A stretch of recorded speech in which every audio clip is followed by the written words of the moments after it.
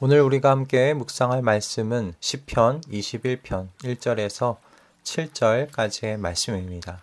시편 21편 1절부터 7절의 말씀 우리 함께 읽고요. 오늘 우리에게 주신 하나님의 은혜를 함께 나누도록 하겠습니다. 주님께서 우리 왕에게 힘을 주심으로 왕이 기뻐하며 주님께서 승리를 주심으로 왕이 크게 즐거워합니다. 왕이 소원하는 바를 주님께서 들어주시고 왕이 입술로 청원하는 바를 주님께서 물리치지 않으셨습니다. 온갖 좋은 복을 왕에게 내려주시고 왕의 머리에 순금 면류관을 씌워 주셨습니다. 왕이 주님께 생명을 구했을 때 주님께서는 그에게 장수를 허락하셨습니다.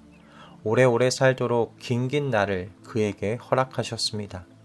주님께서 승리를 안겨주셔서 왕이 크게 영광을 받게 하셨으며 위엄과 존귀를 그에게 입혀주셨습니다.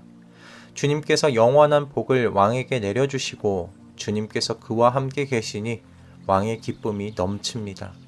왕이 오직 주님을 의지하고 가장 높으신 분의 사랑에 잇따 있으므로 그는 결코 흔들리지 않을 것입니다. 아멘. 과거의 왕이란 존재는 우리가 생각하는 이상의 것을 누렸던 존재입니다. 무소불위라는 말이 있죠. 그 말에 딱 어울리는 존재가 왕이라는 존재였죠. 하고자 마음만 먹으면 무엇이든지 누릴 수 있었던 사람이 바로 왕이었습니다. 이런 왕의 위치를 잘 보여주는 이야기가 북이스라엘의 아합 왕 아내 이세벨의 이야기입니다. 그녀는 아합 왕이 나봇이라는 사람의 포도원을 소유하고 싶어 하지만 마땅한 방법을 생각하지 못하여 가스마리를 하는 것을 알고는 아합에게 나아가 이렇게 말했습니다. 당신은 현재 이스라엘을 다스리는 임금님이 아니십니까? 일어나셔서 음식을 드시고 마음을 좋게 가지십시오. 내가 이스라엘 사람 나봇의 포도원을 임금님의 것으로 만들어 드리겠습니다.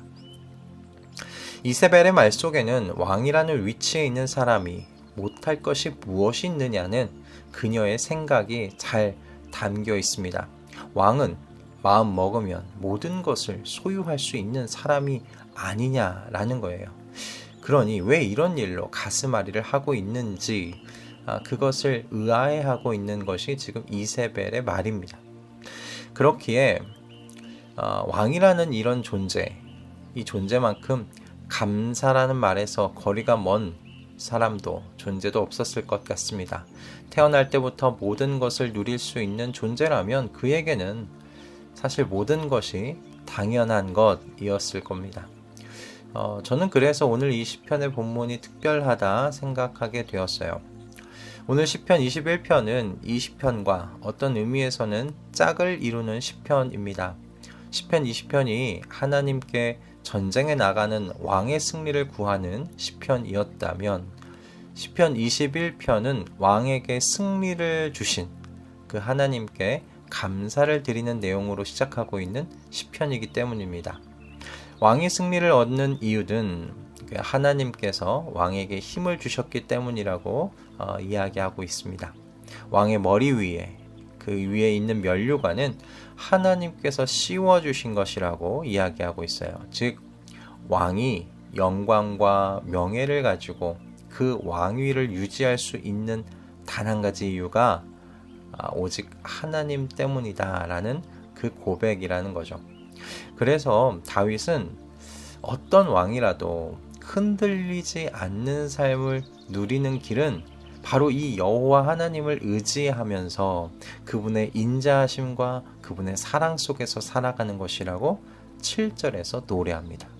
그래서 이 7절의 말씀이 오늘 이 시편 21편의 핵심 구절이라고 할 수 있겠습니다. 저는 이 시편 21편의 7절 말씀을 계속 바라보며 묵상할 때 시편 1편에 시냇가에 심겨진 나무의 이미지가 떠올랐습니다. 시냇가에 심겨진 나무는 흔들리지 않는 삶을 의미하는 나무다라고 생각이 들었어요. 그 나무는 시절을 쫓아 열매를 맺는 나무고요. 그 잎이 마르지 않는 나무입니다. 그럴 수 있는 이유는 여러분 단 한 가지죠. 시냇가 옆에 심기워져 있기 때문입니다. 시냇가 옆에 심겨진 나무는요, 시냇가에 의지하여 커가는 나무입니다. 시냇가에 물에 닿아 있는 그 나무는 그 잎이 마르지 않죠.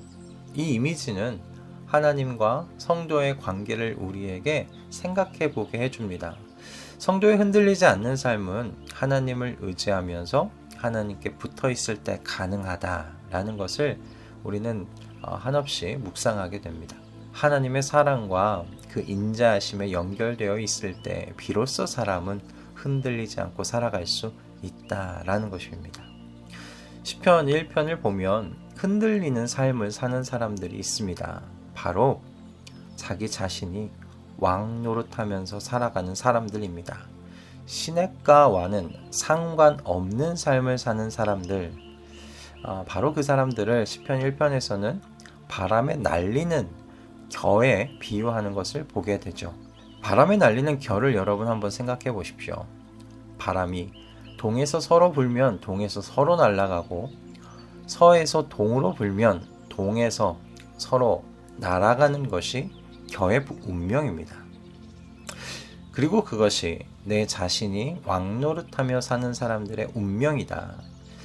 이것을 시편 1편에서 분명하게 우리에게 이야기해 주고 있어요.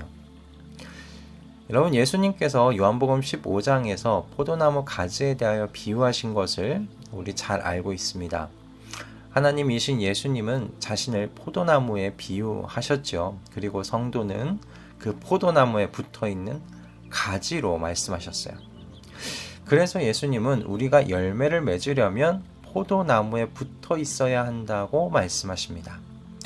포도나무로부터 떨어져 나간 가지에서는 결코 열매를 맺을 수 없다는 것, 여러분, 그것이 진리가 아니겠습니까? 가지는 스스로 열매를 맺을 수 있는 능력을 가지고 있지 않기 때문입니다. 흔들리지 않는 삶을 사는 비결은 이처럼 내가 왕처럼 살아갈 수 있지만 왕이 아니라는 그 인식을 가지고 있는 사람입니다. 가장 높으신 분이 계시고 그분으로부터 내가 모든 것을 공급받고 있음을 알고 감사하는 사람입니다. 오늘날 우리가 살아가는 이 시대의 정신은 그 어느 때보다 왕이라는 인식이 아닌가 싶어요. 사람에게 모든 것이 가능합니다. 그리고 그 모든 것을 결정할 수 있고 그 모든 것을 이루고 누릴 수 있는 존재가 사람이다. 이것이 이 시대의 정신이라는 생각이 듭니다. 어제 아내로부터 들은 뉴스가 하나 있었습니다. 영국의 성공회에서 성경에 나오는 하나님을 아버지라고 지금 부르고 있는데 이 아버지라는 표현을 중성적인 성으로 개정해서 부를 수 있도록 하겠다는 뉴스였어요. 하나님께서는 우리에게 아버지라고 그렇게 부르도록 말씀하셨는데 이제 사람이요 더 이상 그렇게 부르지 않겠다라고 결정한 겁니다. 다른 표현으로 불러드려야 한다고 그렇게 스스로 결정한 것이죠. 앞으로 사람의 시대는 사람이 최고의 존재로 가장 높은 자리를 차지한 존재가 되어 사는 시대를 살아가게 될 것 같습니다. 그래서 생각해 보게 되는 건, 예상해 보게 되는 건, 그 시대 한없이 흔들리는 세상이 되겠다라는 것이에요. 어디로 가야 할지를 모른 채 향방 없이 내달리는 시대를 살아가게 될 것 같다라는 겁니다. 그 사람의 시대 속에서 하나님의 나라를 사시는 저와 여러분이 되었으면 좋겠습니다. 하나님의 나라를 산다는 건요, 여호와 하나님께서 나의 왕이심을 인정하면서 그렇게 사는 것을 의미합니다. 그분의 다스림 속에서 살며 그분의 사랑과 은총에 있다 사는 삶을 의미합니다. 결코 흔들리지 않는 삶의 비결은요, 여러분, 누누이 성경이 우리에게 이야기해주고 있는 바는 내 위에 가장 높으신 분이 계시며 우리는 우리의 모든 것을 그분에게서 공급받으며 사는 존재임을 알고 그분에게 붙어 사는 삶이다 라는 거예요. 시냇가에 심겨진 나무처럼 포도나무에 붙어있는 가지처럼 말입니다. 한없이 우왕좌왕하며 흔들거릴 사람의 시대 속에서 하나님의 나라를 살아서 결코 흔들리지 않는 삶을 누리시는 저와 여러분 모두가 되실 수 있기를 주님의 이름으로 축복합니다. 기도하겠습니다. 하나님, 사람의 시대는 사실 언제나 흔들거렸습니다. 그리고 앞으로 더욱 흔들릴 것 같습니다. 이 사람의 시대 속에서 주님, 우리가 하나님의 나라를 살아갈 수 있도록 은혜 허락하여 주시옵소서. 예수님과 함께 이 땅에 시작된 하나님의 나라의 소식을 붙잡고 살아갈 수 있도록 은총 내려 주시옵소서. 하나님께서 나의 왕이심을 고백하는 것으로 끝나지 않고 왕의 통치를 받으며 사는 삶 살아가도록 인도하여 주시옵소서. 그래서 결코 흔들리지 않는 삶을 바로 여기에서부터 누릴 수 있도록 도와 주시옵소서. 예수 그리스도의 이름으로 기도드립니다. 아멘.